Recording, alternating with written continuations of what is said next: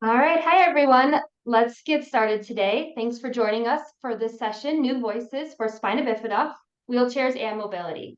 New Voices for Spina Bifida is a series of presentations by industry experts that address the medical and social needs of individuals living with spina bifida and their families. Today's topic, Wheelchairs and Mobility, is being presented by Jessica Pedersen. Jessica is an occupational therapist with over 40 years of clinical practice. She has worked in all sectors of the wheelchair and seating industry as a master clinician, supplier, manufacturing consultant, design representative, and educator. We're thrilled that she is joining us today as a clinical educator with Sunrise Medical. I want to mention a few things before we get started. You will be muted throughout the session because we want to give our experts the opportunity to respond to previously submitted questions. And many of you have submitted questions when you registered. Jessica will strive to answer all of your questions during the Q&A, and if time allows, we'll answer any new questions submitted via the Q&A feature on Zoom. The session is being recorded. Everyone who registered for the event will receive a link to the recording, and closed captioning is enabled. Lastly, I would just like to thank Jessica and Sunrise Medical for their generous support of this complimentary webinar today. And now let's turn this over to Jessica. Hi. I do work for Sunrise Medical, so I wanted to have that disclosure. And we're going to be focusing on 3 different topics today. So I'll do each 3 and then save room for questions at the end. And the first one is on-time mobility. So what is on-time mobility and why is mobility important for development? And the on-time mobility term happened in 2020 when we were at an international seating symposium in Vancouver. And we brought experts in together to talk about what at that time we were calling early mobility, and we were focusing on power mobility. And it came to our attention that if we called it early mobility, we were saying that it was early, like it was not, we were starting it earlier than the person was ready. And that wasn't the case. And so the term changed to on-time mobility, meaning that it was right on time. Whenever they're ready, it's on time. And so that's the terminology that we're using now. And it seems to fit with our evaluations, and it also fits with working with third-party payers to get equipment paid for. So it's so important that we look at what we call self-initiated movement or mobility. And the first few years of life are crucial for that brain development. And the baby's brain is developing very quickly in that first couple of years. So we really want to focus on having them have that self-initiated movement. So 90% of that brain growth happens by kindergarten. And what we're finding is that you are able to move yourself in space. What happens is all your areas of development start synapsing. You're able to focus on different things. And so it might be sensory input. So you move yourself in space and you feel yourself move. You might develop fine motor because you're using something to help you move yourself in space. You might develop better gross motor because now you're in a position where you might be able to reach for something. By having the ability to move yourself in space, you can get yourself closer to other people, right? You're not waiting for somebody to pick you up and bring you by a person. And so you're moving yourself in space, getting your face close to their face, and now you're increasing that personal social skill. And when you start increasing that personal social skill, what happens? Well, you start communicating with them, and so it can help you develop your language. Another thing that we're seeing is that your visual perceptual skills also improve. So you move yourself in space and you bump into something. You are able to see how far of a distance a toy is or an object is, and you create that visual perception. So the on-time mobility term came into being, and a group of experts created what they call a framework for looking at on-time mobility. And so this publication gives us some evidence that we can bring to third-party payers, families, physicians, other therapists, and talk about why it's so important. And the key author for this is Adrina Sabet, and she's a therapist who works in Ohio with children. And so what the first thing she talked about was timing, is when is that ready? And it's within their first year of life. If we can get somebody to be able to move themselves in space, we want to create that ability. And if they're not able to do it themselves because of them not being able to ambulate, them not being able to sit up, them not being able to roll, we want to provide them with an opportunity to do that. And that's where modified equipment or wheelchairs or something comes into being. The urgency is now. As soon as we can provide a child with that ability to move themselves in space, works out really well. And it's multimodal, meaning is it going to be a wheelchair? Is it going to be a crawler? Is it going to be a walker? Anything that helps with that initiation in space is multimodal, and that's what works. And the frequency is as many times as it can happen. You don't put a child on the floor to crawl and go, oh, 5 minutes is up. You let them crawl and move, and you're watching them and working with them to make sure they don't get hurt, but you encourage all that movement. And so the same is for children that don't have that ability to do it by themselves. You want to get them in equipment as much and as frequently as possible throughout the day. And then lastly, looking at social ability, having the child be able to be with their peers, be with their family, be with relatives so that they can socialize with them and create relationships. So in looking at that equipment, like how can we provide equipment that will allow that person that can't do it themselves be able to do it independently with equipment? And so we have different types of walkers. And one of the things that if they can't quite hold themselves up in a walker is what we call a gait trainer. And the gait trainers were developed by looking at providing the person with some support to hold themselves up and suspending them and allowing them to walk. And so the My Way Plus gait trainer is one of the trainers that I work with, developed from a product called the UpC. And the UpC, as you can see, is like a corset that's attached to the mom or the dad or the caregiver. And then there's a pair of shoes that has another attachment to it that the child's feet are placed in. And when you look at that corset and you see how it provides support for the child, and now the child can take those steps, that encouraged the developer of this product to say, let's see if we can do it without having to have a human holding on to the child. And so they created this frame that suspends the child, and that corset goes around their pelvis and their trunk like a therapist or a parent's hands would. And so as you look at where the hands are, you put that corset to get the pelvis in the right alignment with the shoulder and the trunk so that you can support that body and now suspend them and encourage them to be able to move forward and walk. One of the inputs that we had from several of the therapists was, when you start walking, you're really kind of holding on to a table and walking sideways, right? And that's what we call cruising. And so the child is not quite able to just get up and move themselves in space. They're hanging on to whatever they can hang on to. And generally what they're hanging on to is in front of them, right? So they hang on to that and they go sideways. And so the therapists were like, is there any way that you can make it so that this gait trainer, this walker, can go sideways? And what the developers did is they made the wheels lock in a sideways position. And this other picture, you see this little girl is putting things on the wall and able to move back and forth sideways as she's learning gait and movement and control of her body. Now, if the goal at that point in time is not ambulation, what else can we do to help a child move in space? And we want to be able to give them some type of mobility. And if you don't know about Bella Bumbas, you might want to find out about Bella Bumbas. And Bella, who's not pictured here, was a little girl who had spina bifida, and her aunt and uncle took that little kind of purple chair that was called a bumba. And a lot of us, when we had kids, 15, 20 years ago, they gave us this bumba seat. And what the aunt and uncle did was they put that bumba on a platform and then attached wheels to it. And that small little frame close to the ground and giving the wheels close to the child's hands gave that child the opportunity to move herself in space.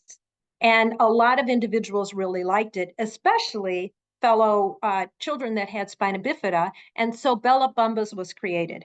And now they have several different types of systems depending on the support that the child needs.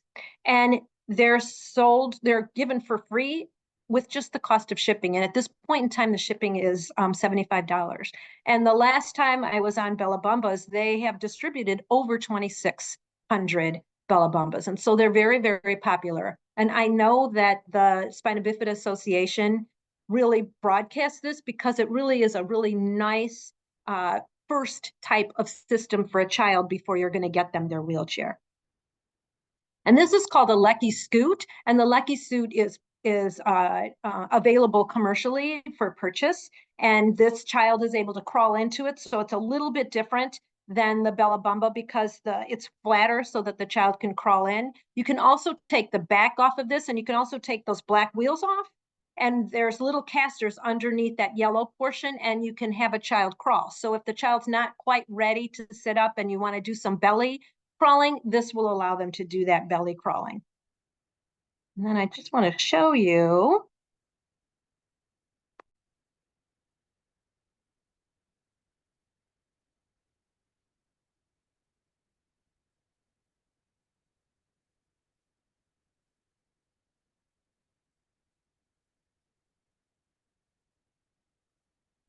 And then one more.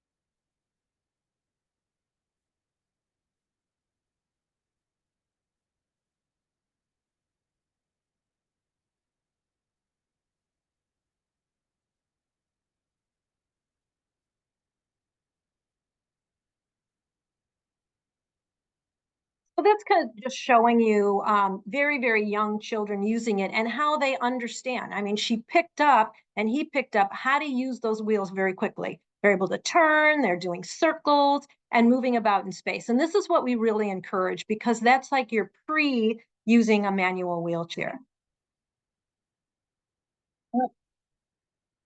And so then that gives the child the ability to get into that manual wheelchair. And the manual wheelchair is not a swear word anymore. It's like, wow, now my child can move themselves in space. And this is what's so exciting. And we can put, year-old, 18-month-old children in the manual wheelchair. And now they're able to keep up with their peers. They're able to get outside and participate in activities. And when they go into the school, now they're moving themselves in space throughout the school. And so that's what we really encourage. And if you can start with a little Bella Bamba, then it prepares the child to get into that manual wheelchair. There's all different types of manual wheelchairs available. And as a clinician, I would work with the supplier and the families to try out the different wheelchairs and see, do they want one that folds one way? Do they want one that folds the other way? And then you look at the type of seating the child might need. Do you need armrests? Do you want a tray? Is there a tray behind the chair to hold a ventilator? What are the needs of the child? What does the family want? How are they going to transport it? And we work together on that. And then, of course, there's a variety of colors, so the child gets to pick their favorite color, and that's where we go with that.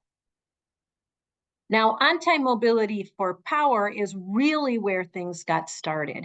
And I've been a therapist for 40 years, and I will tell you, when I was a therapist in the 1980s and we started to see power wheelchairs come, it was very hard for me to get a power wheelchair for a child.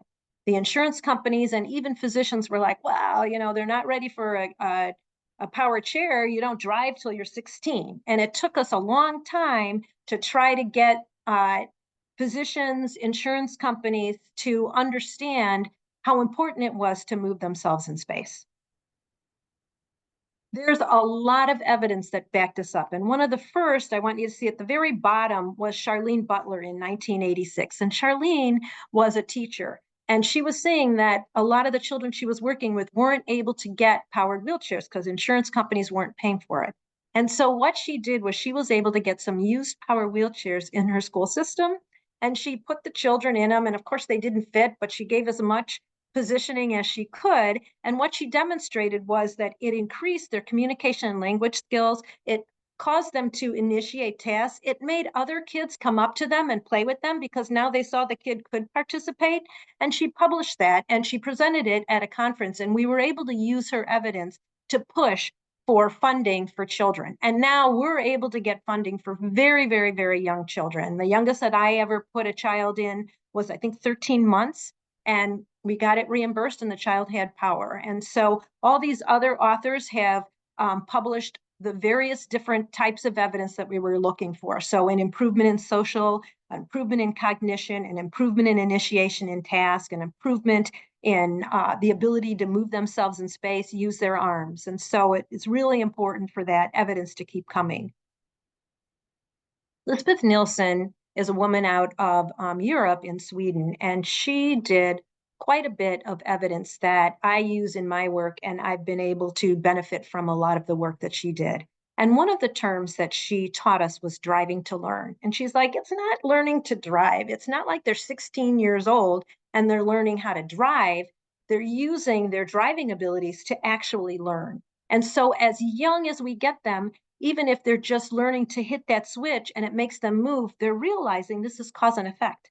This made me move in space. And so how beautiful is that, that we're able to take a joystick or a switch or a head array and have the child figure out when they move their head or they move their hand, they're moving themselves in space. And what she has demonstrated is all the other evidence that we can use with that and calling it driving to learn. So using that power wheelchair or using that power toy as a means for learning. So what she says in Driving to Learn is to use that powered mobility to enhance alertness and development. That unintentional activation leads them to understand the cause and effect. So they touch the joystick and they move. And they don't realize right away that that joystick made them move, but then they touch it again and they move. And then consistency allows them to figure out that that joystick or the switch or whatever we have attached to that device is what's helping them move. And then they're finding that that movement is stimulating all these sensory channels and really helping with learning. And her research also delves into working with people that have dementia or severe cognitive impairments and how that movement in space helps them as well. And the goal for them may not be independent mobility, but certainly if they're doing sensory stimulation or they're moving themselves a little bit, there's a goal and a use for using that system. Cole Galloway is a physical therapist out of the University of Delaware, and that orange arrow is pointing to him. And he came to a fundraiser that we had with, guess what?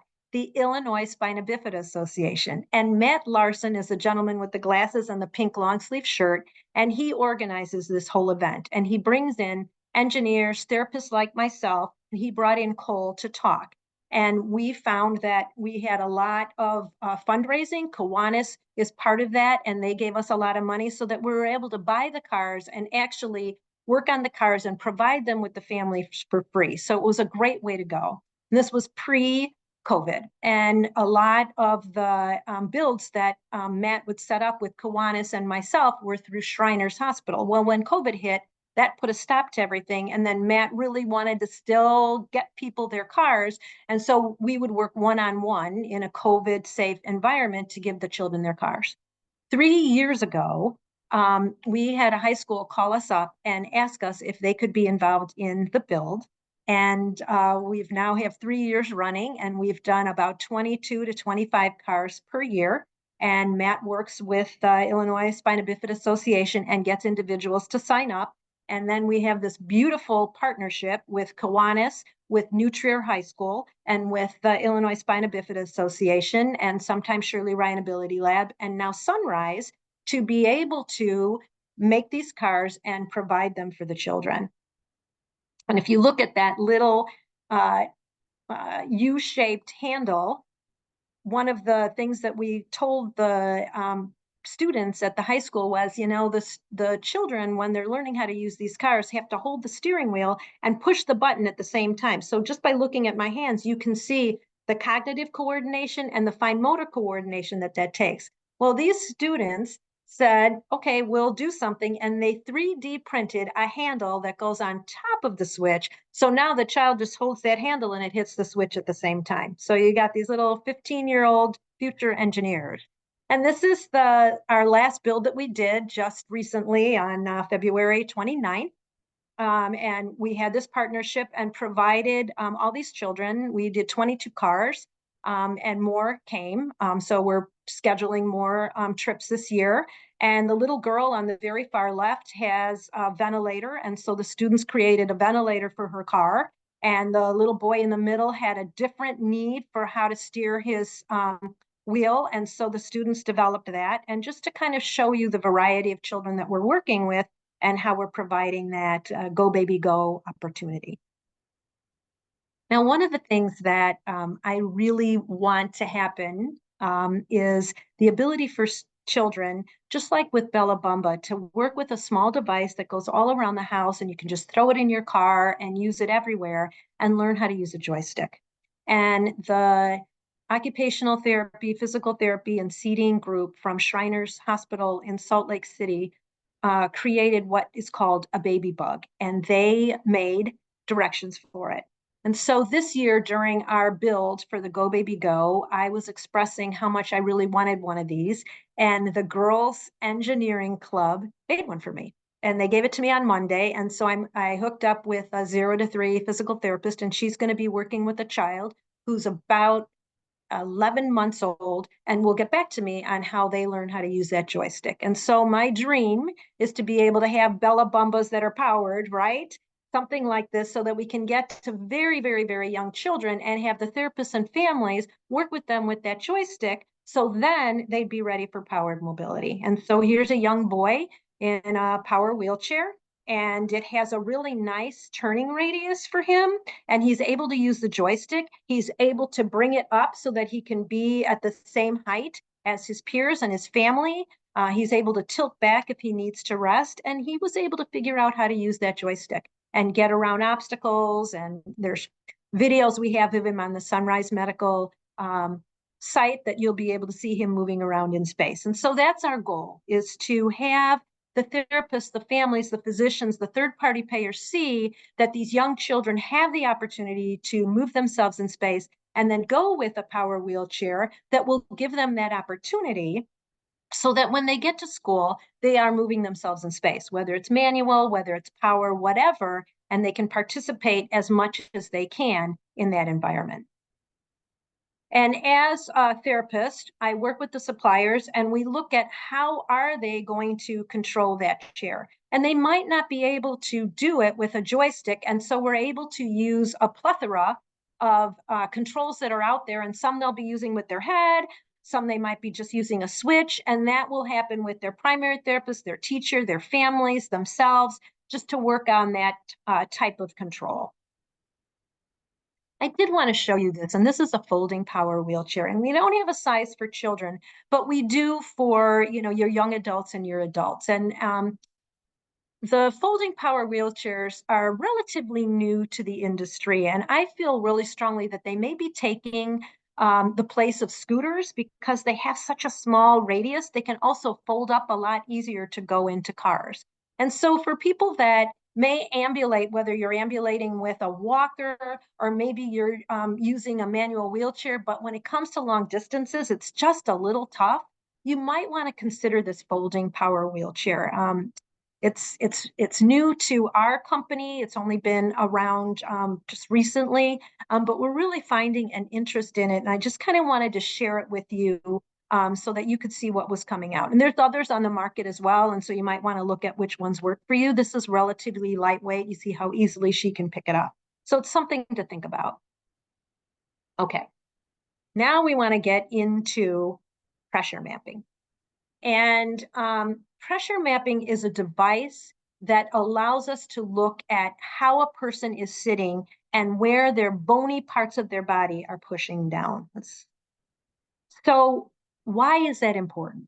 Because as we sit, we're sitting on bony prominences. And so if you can see way down at the bottom here, right there is what we call an ischial tuberosity. And for our talking sake, I'm just going to call it the sitting bones. And those are always lower, right? They're always down a little bit. And we want to make sure that you're not pushing hard on those so that you don't get skin problems and you don't have any issues. And oftentimes, most of us do what we call a posterior pelvic tilt. And you can see here's the pelvis, and it's called posterior because the top part of the pelvis is leaning backwards. And so when you look at that, the whole body's kind of curving because it's following that pelvis. But look down here at that pelvis. And if you're sitting that way, we really want to look at what's happening. And this is what's called an anterior pelvis tilt, and it's the opposite. So this woman is sitting on the mat, and you can see her pelvis kind of leans forward, right? And here on the skeleton, it'll show you what happens with that. And so now it's giving me an idea of how she's sitting, where she's what we call weight bearing. And I want to be able to look at that. And this woman, her pelvis is called lateral tilt, right? And so one side of the pelvis is higher than the other. So that lower part, look at how much weight she's doing on these bones, your sitting bones, your ischial tuberosity. And then here, where your thigh comes into your pelvis, that little ball is called the trochanter. And so those two are sitting very heavily. And if you look at the back of her, you see, whoa, she's really weight bearing a lot on that. And then she's curving over to the side. And then this woman, her pelvis is rotated forward. And so we want to see how that is affecting. So if I put her on a certain cushion, her forward part of that pelvis may be hitting the wrong part of the cushion. And I need to know that because that's not going to be good for her skin. So pressure mapping is this little sheet that has all these little sensors in it. And those sensors allow us to see where the pressure points are when they're sitting on a cushion or a mat or on a bed or wherever. And so I'm able to use that sheet, and it's hooked up to a computer, and it gives me a readout. So here's the readout, right? And look at that red dot. So that red dot is flag, flag, flag. It's telling me that she's weight bearing a lot on that little red dot. And so I'm able to show her that picture and say, okay, you see that little red dot? That's how your pelvis is, and we got to stop that from happening. So I might just teach her how to move a little bit to get off that red dot. I'm telling her it's one point in time. So maybe when you're reaching, you're not on that dot anymore, but when you're sitting in this position, you are. Okay, now I might be able to try a bunch of different cushions and say, look, this cushion, your red dot has turned yellow. This cushion, your red dot got bigger. So let's look at which cushion works better for you. Okay, and when I'm looking at those cushions, I'm also looking at how they're transferring, what's the style of the cushion, what functional activities are they doing, and what type of movement are they doing. And if I have the pressure map underneath it, I can see how it changes when they're doing those different activities. I just kind of want to talk a little bit. I sent you a whole sheet that talks about materials and shapes of cushions, but I just wanted to reiterate it a little bit. And here you see this cushion, it has foam and different layers of foam, and that top layer of foam allows for a little bit of what we call immersion and envelopment. So it's letting that pelvis sink down and kind of cushion those sitting bones, all right? And it also has a shape to it. And so I'm able to put a person in there and have some stability behind them, behind the pelvis, and then like a tracking underneath their thighs. And so I can center them a little bit better. Then this one in the middle has what we call flow light in it, in this little gray bag. And it's kind of like a toothpaste, if you will, like that kind of consistency of toothpaste. And so when the person's sitting there, that toothpaste material allows them to envelop and immerse as well. And then the final is air, and air can be filled up a certain amount, and it allows you also to immerse and envelop. And so the therapist and the suppliers are going to try these different products and see how they work best with that person. Then there's another theory called offloading, and that's an example is this white cushion here, and you see how it's like really open here. Well, what they've created is where those sitting bones are, there's just space underneath them. They're not loading at all. And then the parts of their body that are loading, like the thigh and behind the pelvis, takes more of that weight. And so that's how that works. And then the picture on the right is what we call contoured, custom contoured or molded sitting, and that is unique to the individual. And so if we have a person that we really need to get close to their body, we'll do what we call molded seating or custom contoured seating to get close to them. And then we can have the surfaces all touch them, or we also can do what we call offloading and open it up a little bit underneath their bony prominences there. If you have any questions, we'll get to that. Lastly, and I know that we're already at 6:30 or 7:30 your time if you're on the East Coast, is flying with a wheelchair. And this topic is really near and dear to my heart. When I worked at the Shirley Ryan Ability Lab, I did some research on it and had the ability to work with individuals across the country on safe ways to fly with a wheelchair. And so I'm going to get into the process a little bit and talk to you about better ways to make sure that your wheelchair is safe. So in getting ready for the trip, our people that have been interested in traveling with a wheelchair in the last 10 years, there's been an incredible change, and we'll talk about that a little bit later. But the airlines have really responded positively to the requests of people with disabilities and those that work with them. And now when you purchase a ticket online, you can do a drop down and it will allow you to indicate that you use a wheelchair. And it will allow you to request help with a boarding chair to get on the plane. Or say, hey, I'm an ambulator, but I need an airport wheelchair to get from the front door to the plane. I don't have a wheelchair myself. And so it allows you to do those requests so that the people at the airport will be ready, hopefully, when you get there to accommodate those needs. All right. And what we say is call the airline 24 hours to confirm that the wheelchair will be there or that the people that are going to transfer you into the plane are going to be ready. And we just kind of want to make sure that that's going to happen. We're asking that, and I know they say this all the time, to get there 2 hours ahead of time. But if you're transporting a wheelchair, you really want to make sure that happens so that they can get you and the wheelchair onto the plane. To get through TSA, that's one of the benefits, is that you can go right up to the front of the line and they'll let you get through. We've worked a lot with the TSA agents to tell them that they can't have you get out of the chair, that shouldn't be an expectation. And instead, they need to be sensitive to your needs, but they'll do a tap down. So that works out a lot better. And they'll get you through, and continuing to do work with TSA agents to allow them to understand how to talk to and work with people with disabilities and then respect their bodies. And so that's an ongoing thing. And I've been a part of that for the last 10 years, and I really have seen some positive changes. And then you want to identify any needs to the ticket agent. Do you need a chair? Are you going to need assistance, just to verify that that's going to be there? And then one of the things is that anything that is of medical necessity is not getting counted as your baggage. So you can bring your wheelchair, you can bring a sports chair, you can bring your shower chair, you can bring a bag with your medical devices, and none of that counts as the number of bags. And so all of that is considered medical necessity, both what's going under the plane and what's going into the cabin. So that's really good. Another thing that has really changed for the positive, especially for travelers, is what we call changing stations. And this started out of the UK, and the first one in the United States came to Florida, and then the second one in the United States came to O'Hare, and I happened to be there when they opened it up, so it was really exciting. And what a changing station is like, how they have baby stations for you to change a child's diaper? A changing station in these airports has an adult changing station for individuals that cannot transfer onto a toilet and toilet that way. This allows them a nice, safe, private area where a diaper can be changed. And so we don't have a lot of them yet in the United States, but there's a big push by government to get those. And I think there's 25, there might be about 30 or 40 now, but we're trying to get them into all the airports. We're also looking to get them in shopping centers and that type of thing. But right now in America, our push is to work with the airports to get them into the airports.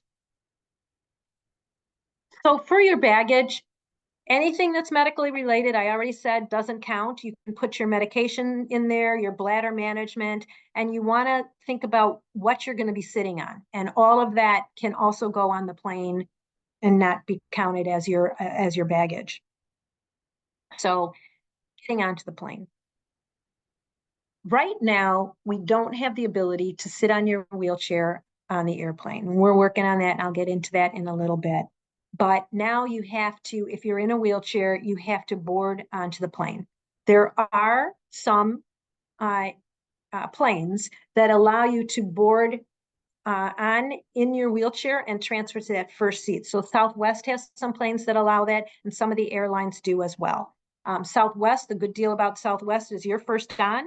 So you can get on, go on with your wheelchair, do that transfer, and then they'll take your wheelchair away. With others, you're still first on, but you might have to go down the aisle. And so there are what we call boarding chairs, and the boarding chairs are not the best. And this is the research that I did probably 13 years ago now, is we worked with individuals at Shirley Ryan Ability Lab. At that time, it was called the Rehab Institute of Chicago, and would put them on these boarding chairs. And we were seeing how they transferred, what their comfort level is, how safe they felt, and also what their skin was like. So like in the last session, we talked about pressure mapping. I did pressure mapping on all these boarding chairs. Okay, and so this is one of the boarding chairs, and it's called an aisle master, and it's the older boarding chair. The first boarding chairs were like little teeter-totters, and people fell on those. And so this came about, it's the aisle master, but you can see how skinny it is. You can see, sorry, that slide is turned over to the side. You can see how hard it is to get her feet to stay on it. So the feet keep falling off. They have this crisscross strap, which is very uncomfortable, and it's a very narrow chair. And this is one of the older chairs, and they're still very, very popular at United States airports. This is one of the problems that we had with the sitting pressures on the boarding chairs, and you can see those huge red dots. And so the one on the left is the person sitting on the Columbia Aisle Master boarding chair, and the other one is them in their personal wheelchair on their cushion, and you can see the differential. And so what we did with this evidence was we took those to the airlines and the airports, because at some airports, it's the airport that does the boarding chairs, and at some airports, it's the airline that does the boarding chairs. So we wanted as many personnel as we could to have an understanding that they cannot stay long in these boarding chairs. So when they're ready to get on the plane, transfer to the boarding chair, and then transfer to the plane as soon as possible. We encourage all riders not to get on those boarding chairs if they're going to be sitting in them for a long time, because they will create some pressure problems. Another boarding chair, and these we're starting to see a lot of in airports and like at doctors' offices and stuff like that. It's called a stack seat chair, and it's a little bit wider. It has much better foot platform to hold the feet. But if you look at it, it's just this wire platform that you're sitting on with a very thin piece of leather, and so, or vinyl. And so there's not a lot of skin protection either. It's much easier to transfer onto this, but I want you to see there's no armrest. So people that are used to transferring with an armrest complain that this was a really hard transfer.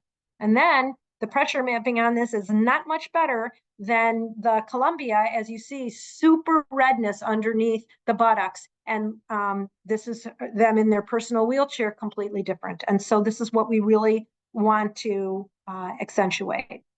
There's another type of, sorry, my slides kind of moved on me. There's another type of boarding chair called an eagle. And if you look at this right here, the eagle goes down the aisle. So it works like a mechanical lift.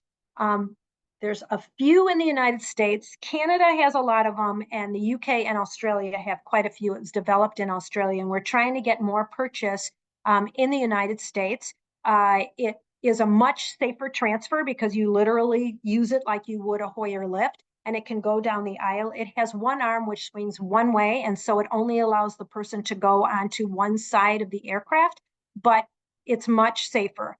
the biggest complaint that we had from individuals, and we interviewed people in Canada, the UK, and the United States that use them, is that they did feel like they were a sack of potatoes swinging, but they felt very, very safe. And in the research that I did at the Rehab Institute of Chicago, they felt that this was the safest boarding chair that they used.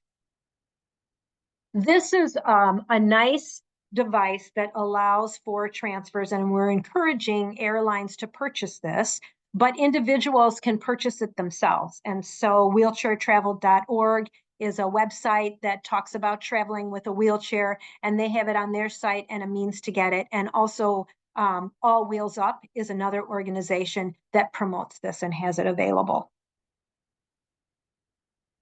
Now, when you're sitting on the airline seat, you leave all that great positioning that you had in your wheelchair. So how are you going to sit, and what type of support do you need?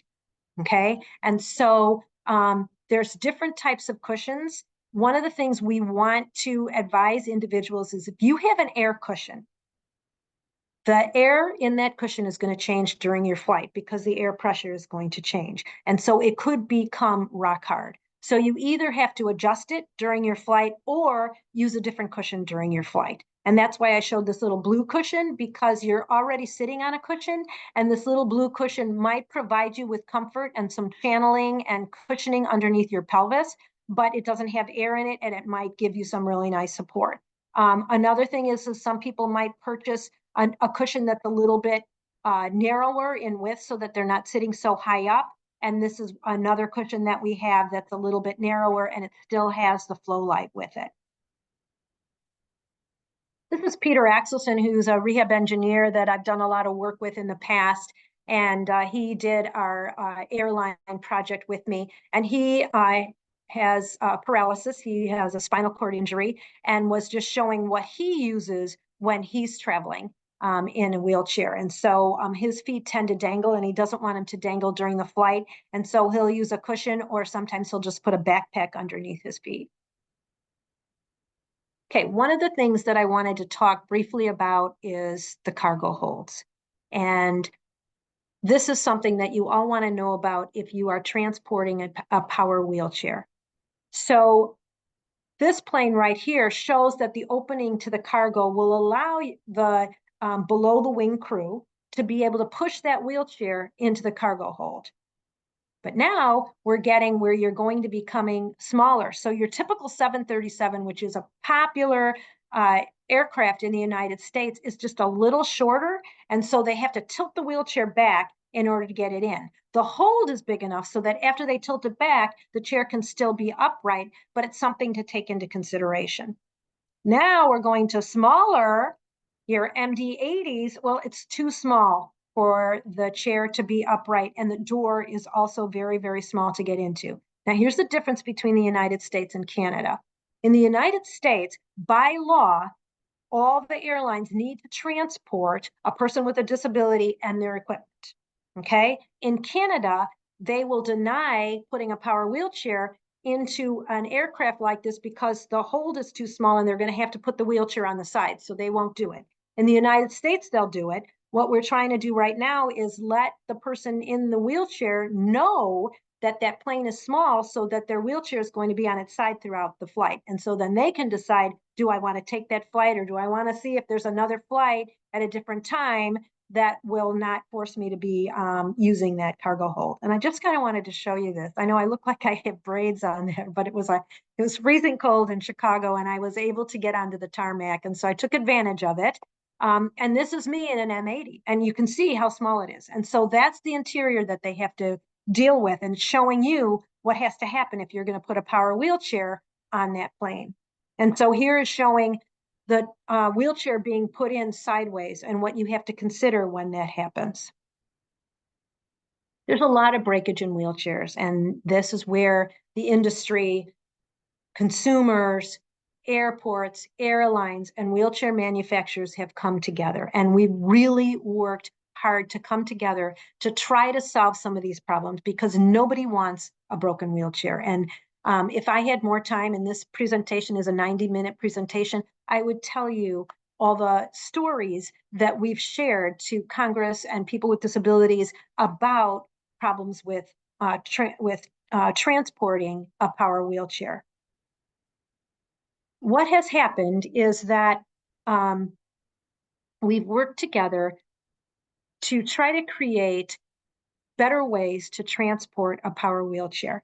And the industry, the manufacturing industry, is working to try to come up with ways to educate the people that are below the wing on how to pick up a wheelchair, right? Because if they pick it up by the armrest, I don't care if it's a manual or a power wheelchair, they're going to drop it. But they don't know that.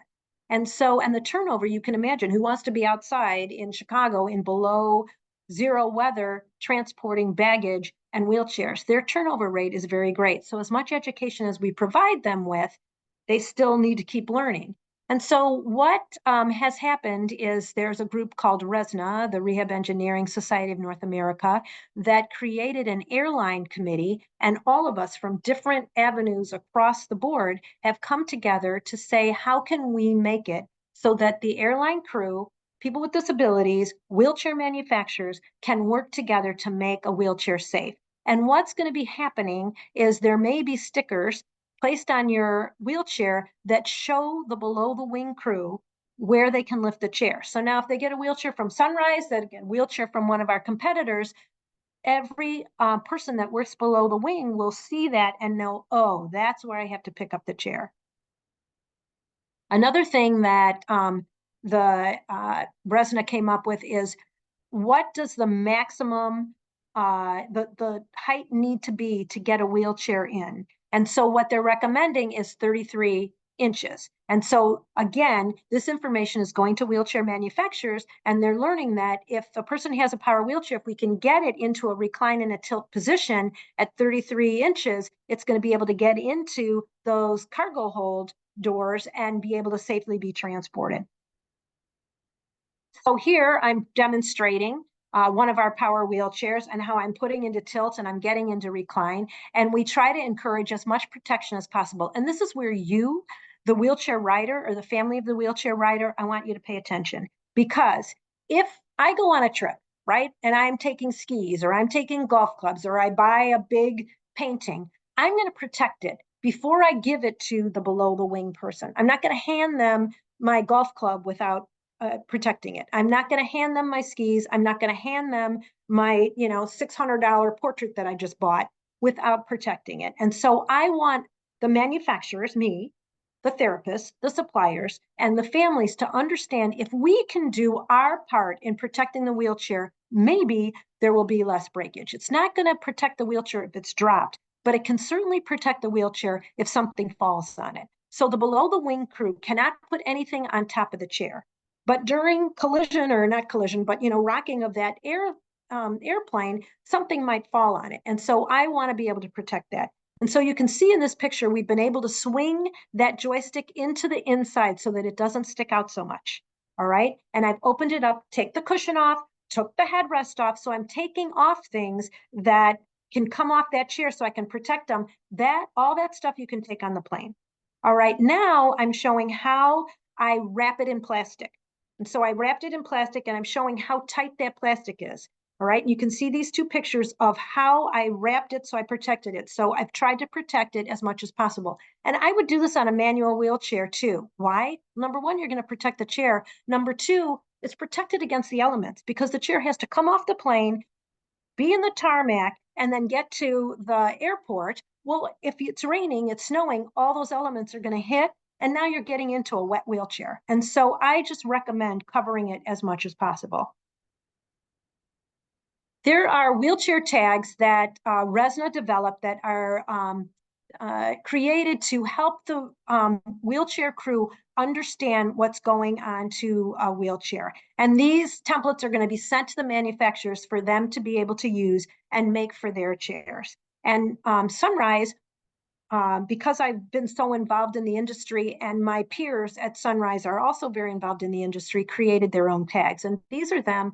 And tomorrow I'll send out some blanks to be able to fill out. And you can put your own picture of your chair on there if you need to, and fill in this form so that you can put that on your chair and inform the below the wing crew everything they need to know about that wheelchair. And so briefly, and I know that we're running out of time here, briefly, you have to tell them there's a battery on the chair. If there's a lithium battery, they don't want it in the cargo part of the plane. Just like when they take your luggage and they say, is your laptop in there? Take it out. They don't want a lithium battery. And so they'll have you take your lithium battery onto the cabin. Now the pilot knows there's a lithium battery on there, and there's much more awareness of that because a lithium battery is combustible, right? And so you want to be able to protect that. But if you have regular batteries on a chair like this, that goes under, it doesn't have to come off the chair. It's already safe. The airlines have determined its safety. They just need to know that it's on there. And so that kind of information is going on there. This is what's happened in the industry. A group called All Wheels Up is pushing to have wheelchairs on an airplane. And 10 years ago, when we were at a meeting, she was kind of laughed at, right? Because they're like, no, that's not going to happen. It can't handle the force. Well, she proved it could. And it went through testing with tying down a wheelchair using the forces of takeoff and landing, and it made it through. And so that evidence went to Congress, it went to the airlines, and now they are producing ability to be able to get a wheelchair on the airplane. And the Paralyzed Veterans Association, United Spinal, a group called Flying with Wheelchairs from UK, another group called Wheelchair Travel have all been advocating for better safety and everything on a plane. And so now we have evidence. We've done surveys. There has been some decrease in wheelchair damage, but we want more. We want better transfers. We want people to be safe. We want the wheelchair to be in the cabin, and we want the lavatories to be accessible. I don't have time to get into this because I want to give you time for questions, but there's a lot of policy happening. We need you to participate in that because what you say counts. The advocacy that we've done on the Hill would not have been any meaningful at all if we didn't have people that use wheelchairs with us. They're leading it now and making a lot of changes. And so a lot of changes have happened. Airlines have to report damage that didn't happen before. And now we have a record. Nobody wants to be the first on that list of the most damage to wheelchairs. And so there's a much greater effort to decrease that possibility. And this just kind of talks about what's happening. Senator Duckworth, who uses a wheelchair, has been a great person to help us with all the changes that we wanted governmentally and working with airports, airlines, and wheelchair manufacturers. And there is in-cabin fitting being designed. Sunrise Medical did work with this group. And this is just a model, and you might have seen it online already because it's been out there for about a year, not on planes, but in development. And we were just able to work with them and show them how we can get that wheelchair to safely be on a plane. And that's all I have, Stephanie. That was amazing, Jessica. Thank you. Let's see, we have a couple of minutes for some questions. I do not see any new ones that came in through the chat or the Q&A. So I'm going to pull a couple from the previously submitted questions that everyone sent in when they registered. And the first one for you, Jessica, is what are some options to increase mobility when traveling in alternate terrain? So if you are somewhere where the roads are not as paved and easy to get around on. Okay, so there's a lot that you can do. So the first I would recommend, which would probably be the least expensive, is to change out your wheels. And so just like you have racing bicycle wheels and then mountain bike wheels, we have wheels for wheelchairs, both the rear wheels and the caster, the front wheels, that are bigger and have more tread on them that will allow you to go on rougher terrain. Okay, when it comes to power chairs, there are specific power chairs that unfortunately are not paid for right now by insurance companies, but are designed for outdoor terrain. And so we've had hunters, fishermen, people that like to go on paths that are using those. The Park District in Nashville, Tennessee, just paid for what a wheelchair that's called Magic Mobility that individuals can use when they go into that park and be outside. And so we're trying to encourage park districts, national reserves to be able to purchase these so that when an individual comes with their family, they might have the option of using that. So there are items that you can buy. Third-party payers like medical insurance companies will not pay for them, but they are available to the public. And if that's your passion, you can get that paid for. And then there's a device called a front wheel device that kind of looks like a bike when you put it on, and it'll attach to the front of the device, a front of a manual wheelchair. And what it does is it lifts up the casters. And so your casters are what's going to get caught in your rocks and that type of thing. It'll lift those up. And some of them are more for manual use, and some of them are for power use. And the power use ones have a pretty powerful motor, and they'll be able to take you outside. And those are much less expensive than a full power wheelchair. And so that might be a consideration as well. Wonderful. And then let's do one last question for today. And that is, what is the best time to switch from a manual to a power wheelchair for somebody? So everybody has their opinion. So for me, my opinion is that if using a power wheelchair becomes strenuous, like it's like exercise, then you need to move to power. Okay, it shouldn't be work for you to move yourself in space. So for instance, I live a mile away from a grocery store. I can walk there. I can get my groceries. What do? I drive there, right? Because it's easier and it's less taxing on my body. And so if somebody's in a manual wheelchair and they're trying to get from point A to point B, and they're using a lot of energy to get from point A to point B, then when they get where they're going, they're going to be tired and they're not going to be able to participate as fully in that activity. And so that would be when I would first start to consider that. There's also pain. So a lot of individuals move from manual to power when their shoulders start to give out and they can't put that stress on their shoulders anymore. They're moving to power. And they may move to power assist, which we didn't talk about, but power assist goes on to a manual wheelchair and makes that propulsion a lot easier. Wonderful. And then we just have one that came through the chat, so we'll see if we have a second to answer that. And that'll Sure. be the last one for this evening. And that is there anything for a 1-year-old to help walk when learning to walk like a stander? Sure.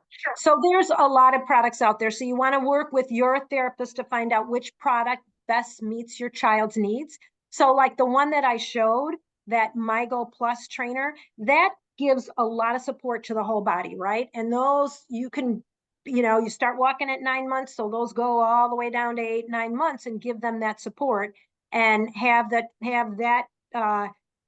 corset work as a therapist's hand. See how my hands go around the body? And so that would give them. They might not need that, and you could just go with a regular walker that goes in front of their body or behind their body, and your therapist would know where they need the walker support. Like, are they better to have it behind them, or are they better to have it in front of them? And that's all going to be with what their control is of their head, their trunk, and their legs.